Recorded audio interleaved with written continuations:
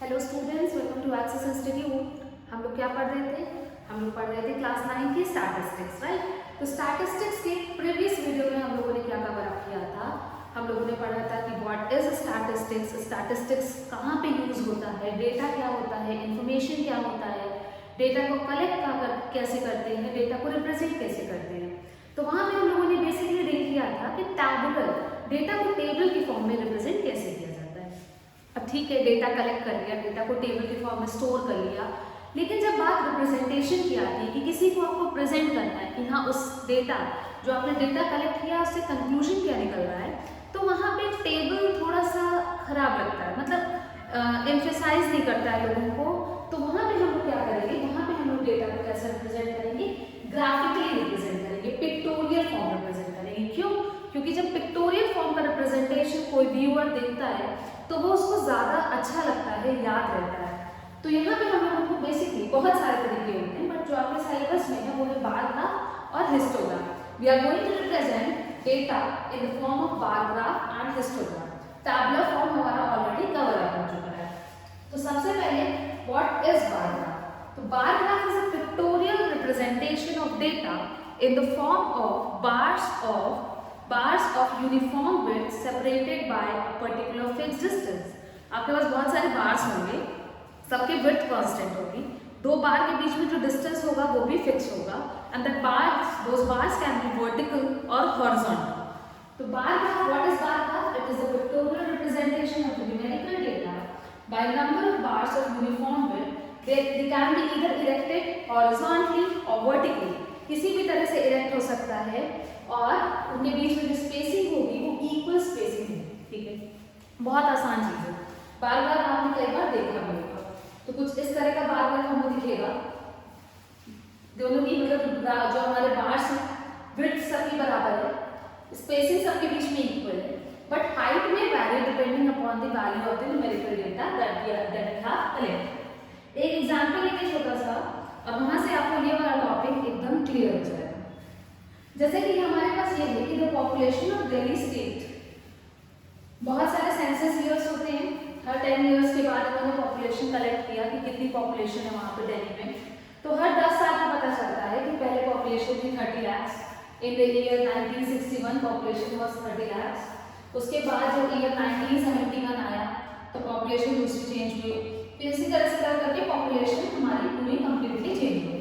तो ये हमारा ईयर दिखा रहा है और ये हमें पॉपुलेशन दिखा रहा है एक पर्टिकुलर सेंसस के लिए।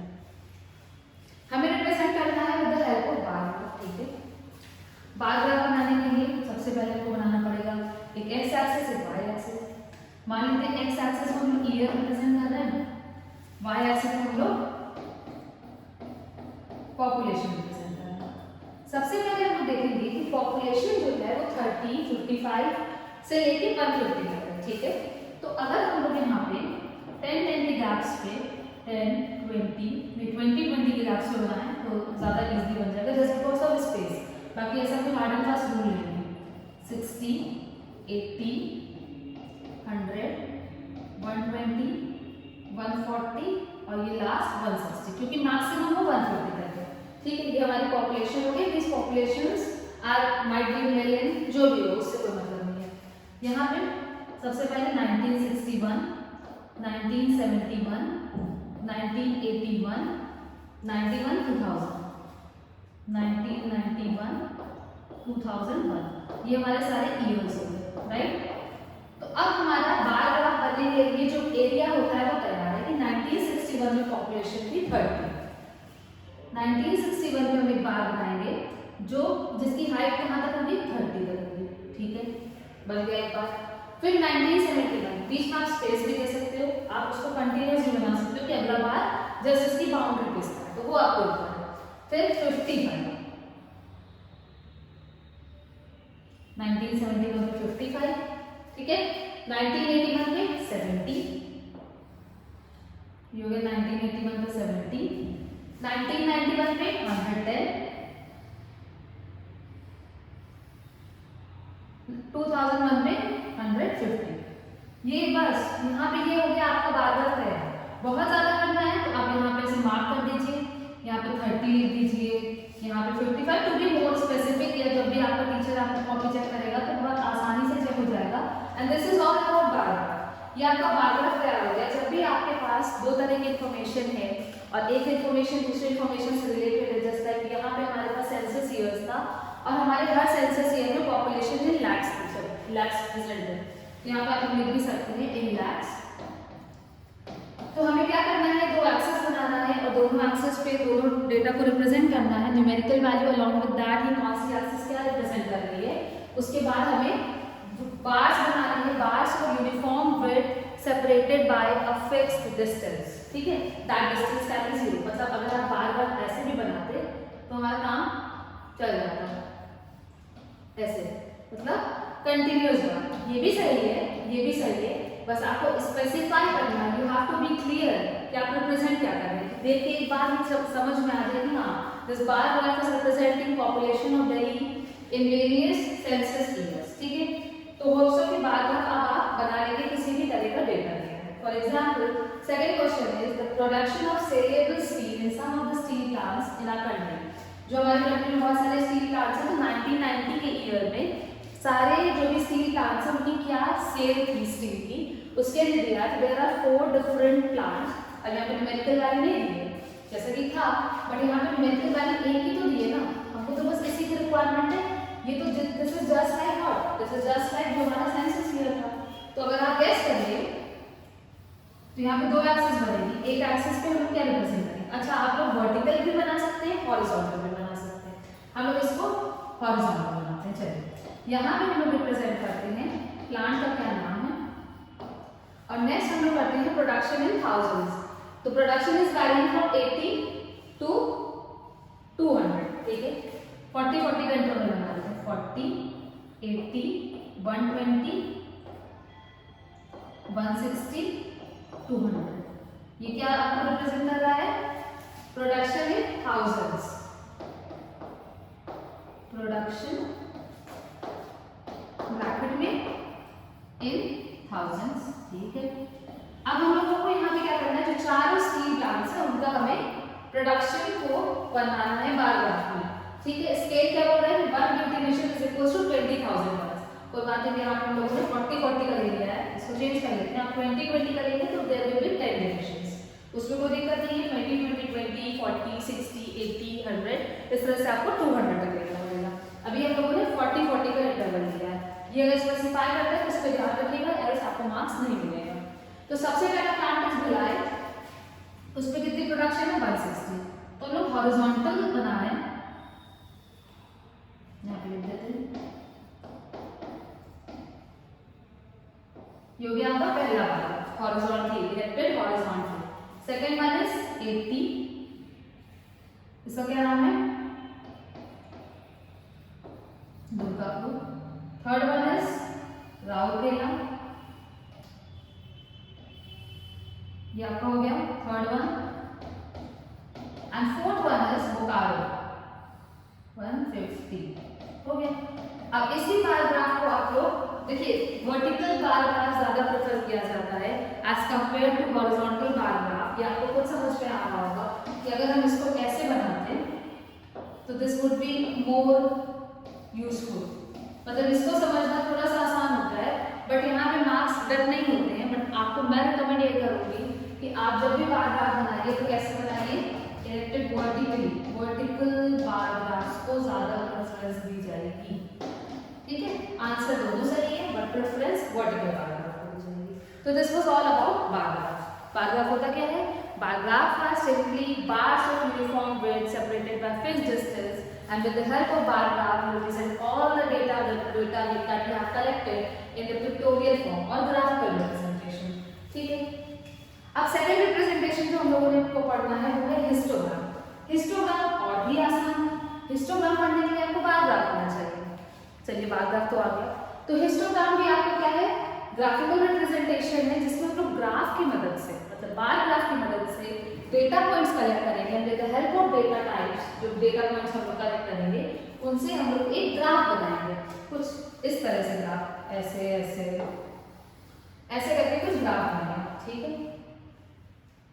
तो what are histograms? Histograms are graphical representation that organizes a group of data points into user specified range.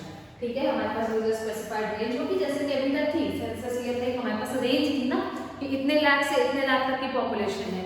जो हमारा स्टील प्लांट की सेल थी वो भी हमें पता था कि इतने 1000 टन से इतने 1000 टन के बीच में वैरी कर रही। सेम चीज यहाँ पे कुछ बहुत बड़ा सा डिफरेंस नहीं आता। तो हम लोग देखते हैं कि हिस्टोग्राम बनता है कैसे। हिस्टोग्राम कुछ आपको ऐसा दिखेगा, जैसे कि ये बार ग्राफ बने, ये जो लाइन जा रही है हमारी, सेकेंड, ये जो लाइन हमारी जा रही है, this line is representing what, this line is representing histogram, histogram with the help of bar graph. चलिए इसको भी बना के देख लेते हैं। सबसे पहला question, construct the histogram for the following data. आपके पास मंथली स्कूल की फीस दी है और नंबर ऑफ स्कूल्स दिए हैं, ठीक है। जो भी मंथली स्कूल की फीस है, हम लोग यहाँ पर सबसे पहले कंटिन्यूअस डिस्ट्रीब्यूशन है, ये है ना कंटिन्यूअस है, डिस्क्रीट फ्रीक्वेंसी डिस्ट्रीब्यूशन है, क्योंकि यहाँ पे हमको रेंज पता है कि 30 to 60 के बीच में कितने स्कूल है, 5, 60 to 90 के बीच में 12, इसी तरह से करते करते 210 से 240 के बीच में 3 से 4 स्कूल, ठीक है। यहाँ पे जब ग्राफ कंटिन्यूअस फ्रीक्वेंसी डिस्ट्रीब्यूशन देगा तो सबसे पहले अगर इसका बार ग्राफ बनाए, मान लेते हैं यहाँ पे फीस रिप्रेजेंट हो रही है और इधर की तरफ number of school, as told you earlier कि हम लोग कैसा बनाएंगे, वर्टिकल बनाएंगे, 30 से लेके 240, ठीक है। 30, 60, 90, 120, ये इक्वल फेज इंटरवल्स के लिए होना चाहिए। 150, 180, 210, 240, बस ये रिप्रेजेंट क्या कर रहा है, आपका फीस रिप्रेजेंट कर रहा है। नंबर स्कूल कहाँ से, 4 से लेके 8 तक, ठीक है। 2, 4, 10, 12, 14, 16, 18, ये हो गया आपके नंबर ऑफ स्कूल्स। अब हमको क्या करना है, पहले हम लोग यहाँ पे बार ग्राफ बनाना है। 30 to 60 के बीच में कितने स्कूल है, 5 स्कूल है, ये आपका बन गया 5 होगा सब। 30 to 60, 60 to 90, 12, 90 to 120, 14, कंटिन्यूअस बन रहा है। ये ध्यान दीजिएगा कि there is no gap between the bars of uniform width erected vertically. 18, 10, 9 और ये हो गया आपका 4, ये आपका बार ग्राफ बन गया, ठीक है। हमें क्या पता था हिस्टोग्राम के बारे में, हिस्टोग्राम आपके डेटा पॉइंट्स को रिप्रेजेंट करता है in the user specified range. Range तो हमको मिल गई कि range is varying from 30 to 240। अब बात आती है कि इस बार ग्राफ की मदद से हम लोग हिस्टोग्राम कैसे करते हैं। सबसे पहला काम आपको क्या करना है, you have to find the previous range. 30 to 60, 30 का इंटरवल है, 30 में से अगर हम लोग 30 सबट्रैक्ट करें तो what will get, will get 0। तो इसके प्रीवियस रेंज क्या होगी, 0 से लेके 30 तक होगी, जिसके लिए नंबर ऑफ स्कूल्स 0 होंगे। ऑब्वियस सी बात है कि वो हमारे डेटा में नहीं है, तो कोई भी ऐसा स्कूल नहीं है जिसकी फीस 0 से 30 रुपीस के बीच में वैरी करे, तो इसमें स्कूल्स कितने होंगे, 0। 210 से 240 के बाद की रेंज क्या बनेगी, 240 से 270, और इस रेंज में भी नंबर ऑफ स्कूल्स कितने हैं हमारे, 0, ठीक है। तो सबसे पहले आपको क्या करना है कि आपको जो भी इंटरवल, जो भी आपको क्लास इंटरवल दिया है, आपको क्या करना है, उसके पहले मतलब जो लेफ्ट मोस्ट क्लास है उसके पहले वाली क्लास फाइंड करनी है, और जो राइट मोस्ट क्लास है उसके बाद वाली क्लास फाइंड करनी है, इतना फाइंड करेगा। और उस क्लास से करस्पॉन्डिंग आपको फ्रीक्वेंसी निकालनी है, मतलब नंबर ऑफ स्कूल्स जो भी डेटा दिया है निकालिए, उस फ्रीक्वेंसी को मतलब उस क्लास को भी हम यहाँ मार्क कर लेते हैं 270 और ये 0 को मार्क किए। इसके लिए बार बनेगा नहीं क्योंकि बार की हाइट क्या होगी, 0, ठीक। अब यहाँ पे हम लोग क्या करेंगे, जितने भी बार्स बन रहे हैं हमारे, फॉर एग्जाम्पल सबकी हम लोग क्या करेंगे, मिड वैल्यू निकालेंगे, ठीक है। इसको बिना निकाले भी काम चल जाएगा। 45 होगा, राइट, 60, 75, 90, 105, नहीं,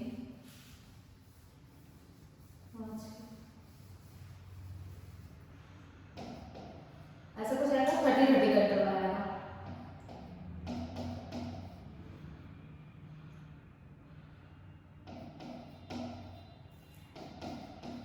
ऐसे करके हम लोग सबकी मिड वैल्यू निकाल लिया। अब इसके बाद हम लोग क्या करेंगे, इसकी भी मिड वैल्यू निकाल लेते हैं, इसमें मतलब अगर नहीं भी निकालेंगे तो हमारा काम चल जाएगा। 225 सबकी मिड वैल्यू निकल गई। इस प्रीवियस वाले क्लास की मिड वैल्यू लगी 15, ये भी तो लिखना पड़ेगा ना, 15 मिड वैल्यू आ गई। अब हम लोग क्या करेंगे कि जो हमारा ये एक्स एक्सिस है इस पे सारे मिड वैल्यूज दे देंगे। तो 30 टू 60 के बीच में अगर हम लोग मिड वैल्यूज की बात करें तो वो 15 है, 30 टू 60 के बीच में 45 का यहाँ पे लाइन करेगा। तो एक पॉइंट हम लोग लेंगे यहाँ पे एकदम सेंटर पे, एक पॉइंट हम लोग लेंगे एकदम सेंटर पे जिसका कोऑर्डिनेट क्या होगा, मान लीजिए ये आपका ए पॉइंट है, ए पॉइंट का कोऑर्डिनेट क्या होगा, x हो गया हमारा 45 और y हमारा क्या रहेगा, y तो हमारा एज यूजुअल जो 5 है वो रहेगा। फिर इसी तरह से हम यहाँ बी पॉइंट मार्क करेंगे। तो आप लोग फटाफट से पॉइंट्स मार्क करिए, सबके सेंटर पे पॉइंट मार्क करिए, अलॉन्ग विद दैट हर एक पॉइंट का आपको क्या लिखना है, कोऑर्डिनेट लिखना है, क्योंकि उन्होंने बोला था हिस्टोग्राम की डेफिनेशन में ही कि वो क्या होते हैं, डेटा पॉइंट्स होते हैं। तो फटाफट से हम लोग सारे पॉइंट्स मार्क करके सारे पॉइंट्स का कोऑर्डिनेट लिख लेते हैं। B will be 75,12, right. C, अच्छा मिड वैल्यू निकालने से यही फायदा होगा कि जो मिड वैल्यू थी वो उसकी एक्स कोऑर्डिनेट करेस्पॉन्डिंग फ्रीक्वेंसी आगे का 135,18, ई हो जाएगा आपका 165,10, एफ हो जाएगा 195,9 और जी हो जाएगा आपका 225,4। अब बात ये आती है जो हम लोगों ने प्रीवियस रेंज निकाली और राइट मोस्ट वाली क्लास का लेफ्ट राइट साइड में निकाला, उसका क्या करना है। तो एक पॉइंट होगा हमारा 15,0 क्योंकि यहाँ पे रहेगा, राइट, और एक पॉइंट हमारा यहाँ रहेगा जिसकी वैल्यू होगी 225, अच्छा इसकी वैल्यू 255,0। तो एक पॉइंट हमारा ये हो गया 255,0। जब आपने बार ग्राफ बना लिया, बार ग्राफ बना के हर बार पे एक मिड पॉइंट मार्क किया और मिड पॉइंट के कोऑर्डिनेट्स निकाल लिए, उसके साथ ही साथ जो हमारा क्लास इंटरवल था, जो लेफ्ट मोस्ट क्लास इंटरवल था, उसके एक और लेफ्ट में हमने क्लास बनाई, जो राइट मोस्ट क्लास इंटरवल था उसके राइट में क्लास बनाई, सबका मिड वैल्यू मार्क कर दिया। जब हमारे पास बहुत सारे पॉइंट्स मिल गए तो हम लोग क्या करेंगे, यहाँ पे सारे पॉइंट्स को ऐसे जोड़ देंगे और ये जो जोड़ के बनेगा उसको क्या कहते हैं, उसको कहते हैं हिस्टोग्राम।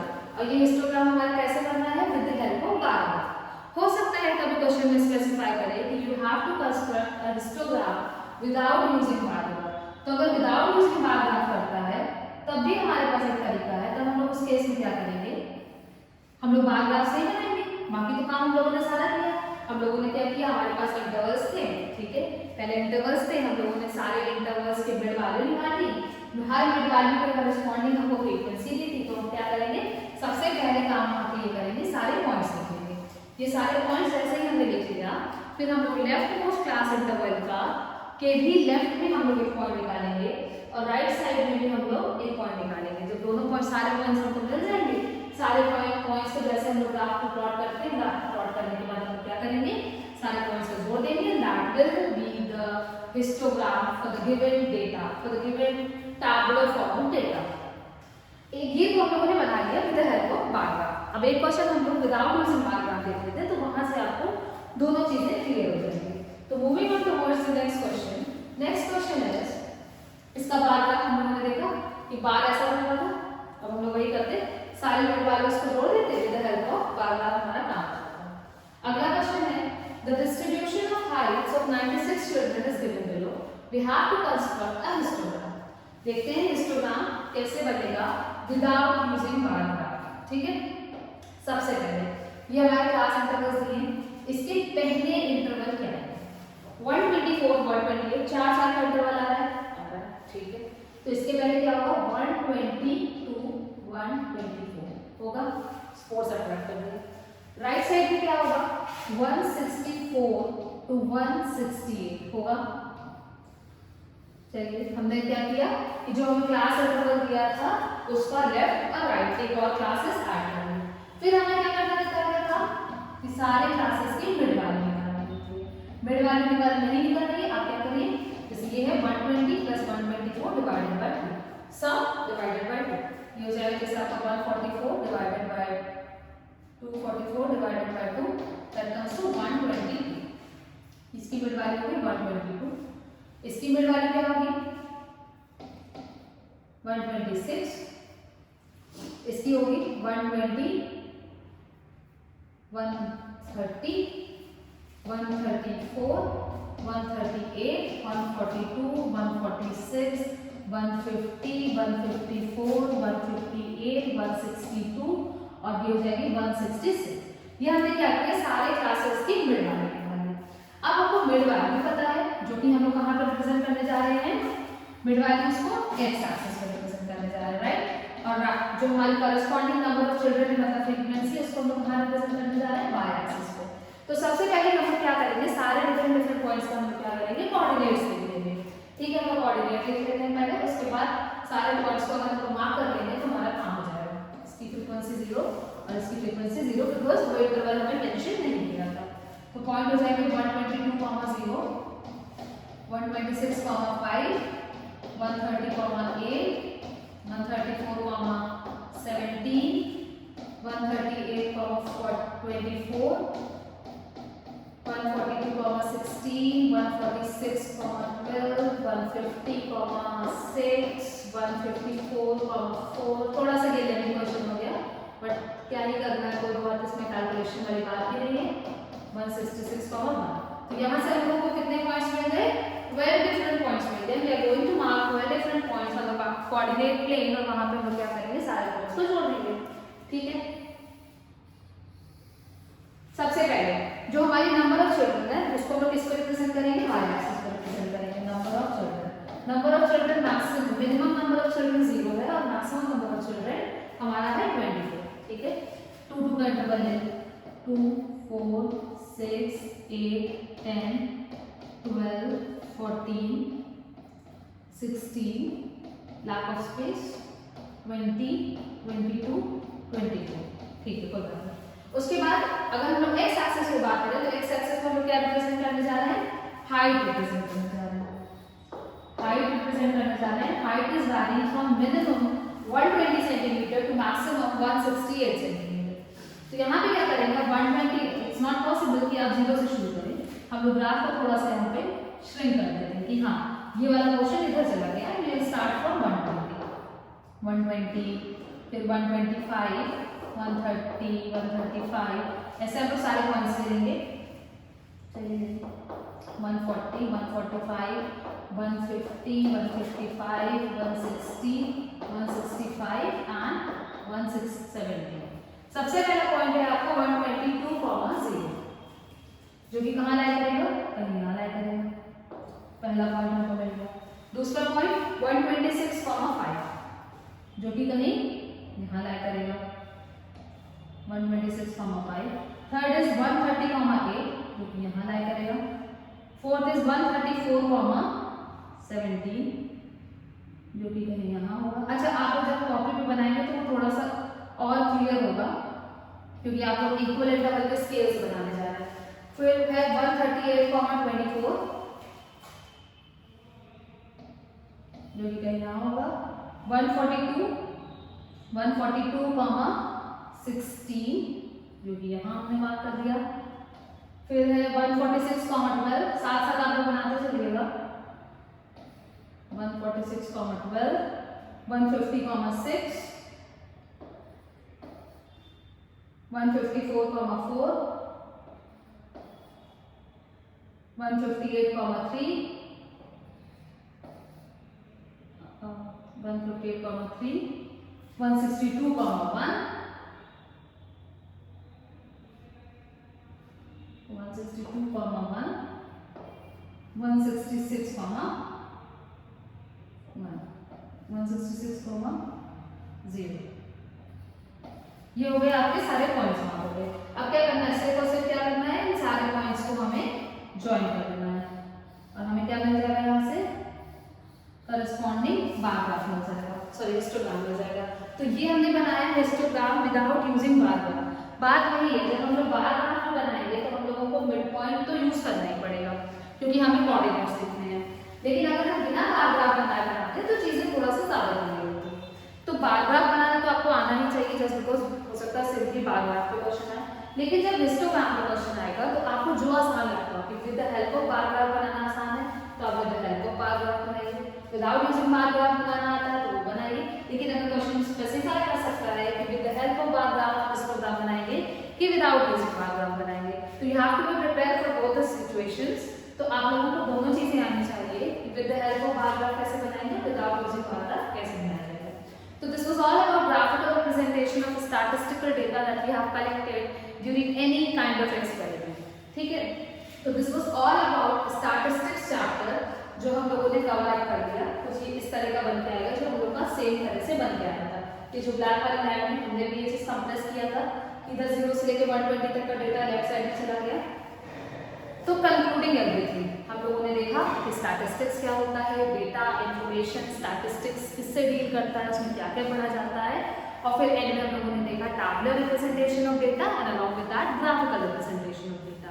ग्राफिकल में दो चीजें, बार ग्राफ और हिस्टोग्राम। तो अब ये चैप्टर आपका कंप्लीट हो गया है एंड वी एक्सपेक्ट यू कि आप लोग क्वेश्चंस करेंगे और ये चैप्टर को कंप्लीट करेंगे। Thank you for watching the video, enjoy your day.